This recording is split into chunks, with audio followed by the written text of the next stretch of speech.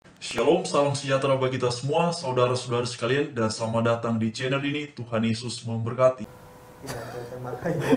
Iya, Pak Gracia Pelo, saya tidak punya ijazah. Kali ini saya akan membahas tentang Ustadz Kainama, guys. Yang mana dia ketahuan bahwa dirinya berbohong tentang latar belakang pendidikannya. Dan tidak hanya itu, bahkan Ustadz Kainama sendiri mengakui bahwa dirinya tidak memiliki latar belakang pendidikan seperti apa yang sudah dia katakan. Katanya lulusan STT Jakarta, katanya juga lulusan S2 dari Jerman, ketiga katanya lulusan S3 dari Israel.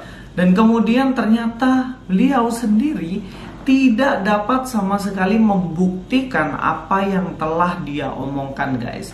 Kita langsung aja lihat terlebih dahulu bagaimana sih pengakuan-pengakuan yang ia lakukan tentang dirinya yang adalah seorang pendeta, yang mana dirinya seorang lulusan dari STT Jakarta dan juga dari Jerman dan lain-lain. Mari kita langsung aja nonton videonya.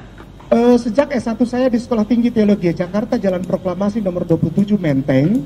Di sini jelas bahwa dirinya mengatakan adalah lulusan dari STT Jakarta. Tahukah teman-teman semuanya bahwa dari pihak STT Jakarta telah memberi klarifikasi bahwa tidak ada lulusan yang bernama Kainama ini. Dari sini kita tahu ya sebenarnya bahwa apa yang dikatakan Ustadz Kainama itu ya bohong doang. Kalau misalnya dia mau membuktikan diri kan gampang, tinggal cek di dikti saja. Semua ijazah pasti ada nomornya di situ, bisa dicek. Ustadz Kainama lulusan dari STT Jakarta. Tapi kalau nggak ada ya benar, itu yang diomongin itu sebenarnya tipu. Kita lanjut, dia ngaku apa lagi? Saya bukan cuma bicara sebagai pelayan, mantan pelayan gereja. Saya tersertifikasi. Ini bukan ria, ini bukan sombong, tapi ini pertanggungjawaban. Agar setiap orang tahu bahwa tidak boleh sembarangan ketika kita mengungkapkan sesuatu tanpa pertanggungjawaban dengan data yang valid, data yang benar, data yang tepat, data yang sah, legal. Saya tersertifikasi dan saya terakreditasi. Saya masuk ke dalam wilayah waktu persiapan untuk menjadi seorang pelayan di rumah ibadah saudara kita tersayang, Kristen Protestan. Perhatikanlah apa yang dia omongkan ini Ustadz Kainama. Pertama katanya dia tersertifikasi, kedua terakreditasi. Ustadz Kainama saya kasih tahu ya, walaupun saya nggak S3 Israel ya, akreditasi itu biasanya yang diakreditasi itu lembaganya. SMA sekian terakreditasi A, STT Jakarta terakreditasi A, contohnya begitu. Jadi bukan Ustadz Kainama yang lulusan dari STT Jakarta atau Ustadz Kainama yang jadi pendeta, tapi Ustadz ini terakreditasi. Itu jelas keliru, nggak ada manusia yang terakreditasi. Ya inilah, dari sini aja ketahuan dia nggak tahu. Ya, demikian saudara-saudari cuplikan videonya sebagaimana sudah kita dengarkan bersama satu respon dari Mas Luis Prasetyo mengenai pernyataan dari Kainama yang adalah seorang mu'alaf ya, dan Kainama ini sekarang setelah menjadi mu'alaf dia adalah seorang ustadz. Nah sebenarnya bagi saya secara pribadi orang-orang yang sebelumnya beragama Kristen dan kemudian keluar ya pindah ke agama yang lain, ya bagi saya itu adalah urusan masing-masing. Toh di negara kita di Indonesia ini kan dijamin bahwa tiap-tiap orang boleh memeluk agama yang dianutnya ya, yang menurutnya bisa menuntunnya kepada jalan yang benar, yang menurutnya bisa membuatnya semakin dekat dengan Sang Pencipta ya, semakin dekat dengan Tuhan yang Maha Esa. Bagi saya silakan saja. Tetapi yang kemudian menjadi menarik terutama beberapa mu'alaf yang hobinya, yang nampaknya suka banget berbicara terkait dengan iman Kristen, dan kalau tadinya orang-orang seperti Kainama ini berbicara mengenai iman Kristen adalah apa adanya, apa yang sungguh-sungguh sudah dialami. Tetapi kan kalau kita simak sama-sama tadi penjelasannya yang juga sudah direspon oleh Mas Luis Prasetyo, banyak lucunya ya saudara-saudari semuanya. Dan bukan hanya Kainama ya, bahkan beberapa waktu yang lalu itu juga adalah seorang ustadz yang bernama Arifin Nababan, itu juga bicara mengenai iman Kristen. Bahkan dia dalam salah satu video yang sudah viral hingga kemudian diberitakan ya, dikabarkan beberkan Injil berisi ayat, katanya ayat PORNO ya. Jadi teman-teman dan Bapak Ibu semua, ini memang luar biasa ya, orang-orang yang sudah mu'alaf ini. Bahkan beberapa yang lalu itu juga ramai sekali seorang mualaf yang lain yang bernama Agustan, itu juga luar biasa viralnya ya.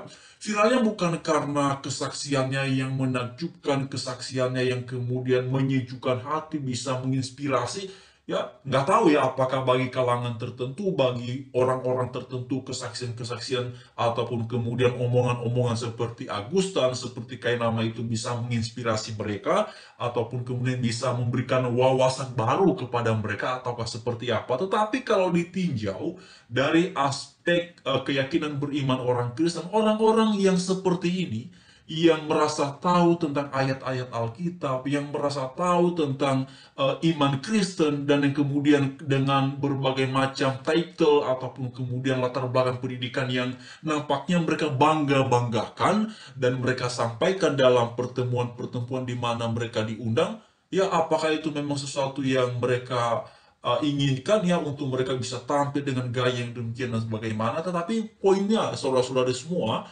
kalau dilihat dari aspek dari sudut pandang kita sebagai orang Kristen, karena memang pada dasarnya seperti Kainama tadi dia bicara mengenai Kristen ya, tentu kita punya hak untuk memberikan respon ataupun memberikan penjelasan.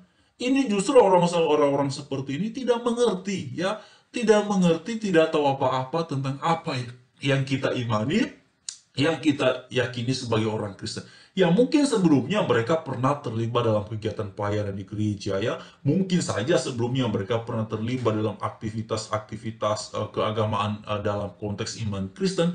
Tetapi kan itu tidak menunjukkan bahwa mereka adalah orang-orang yang kompeten. Itu tidak menunjukkan bahwa mereka adalah orang-orang yang terpelajar, orang-orang yang terdidik. Itu tidak menjadi satu jaminan ya, saudara-saudari ya. Bisa saja keterlibatan itu memang karena dipercayakan ya, karena kemudian membutuhkan sumber daya manusia, makanya mereka dilibatkan. Lalu kemudian bisa juga karena memang ya pada posisi tertentu ya bisa terlibat dalam aktivitas kegiatan keagamaan Kristen, tapi posisinya adalah bagian seksi acara, misalnya bagiannya adalah penerima tamu. Ini semuanya punya peran penting ya. Semua peran-peran itu tidak boleh direndahkan, semua peran-peran itu patut untuk dipuji, patut untuk diapresiasi. Tetapi poin pentingnya adalah orang ini kan kalau dalam keyakinan beragama Kristen, apalagi kalau pada kegiatan-kegiatan keagamaan, yaitu akan ditempatkan berdasarkan kemampuan ataupun kompetensi masing-masing, supaya pada akhirnya itu semua bisa saling melengkapi. Jadi bukan untuk merendahkan, tapi ini orang memang mesti ditempatkan pada kemampuannya,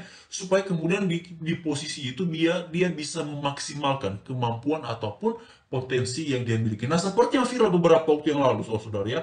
Jadi ini lagi-lagi mu'alaf, dia itu mengaku pakar Injil, mengaku pernah berdebat dengan Saifuddin Ibrahim, lalu kemudian dia juga bicara bahwa masuk Kristen itu katanya Injil itu mengajarkan sifat binatang dan segala macam. Nah, ini kan omongan-omongan yang jauh dari kebenaran, yang jauh dari apa yang kita yakini sebagai orang Kristen. Nah, ini sesuatu yang sangat disayangkan ya. Seperti yang juga sudah pernah viral dilakukan oleh seorang mu'alaf, yaitu bernama Agustan.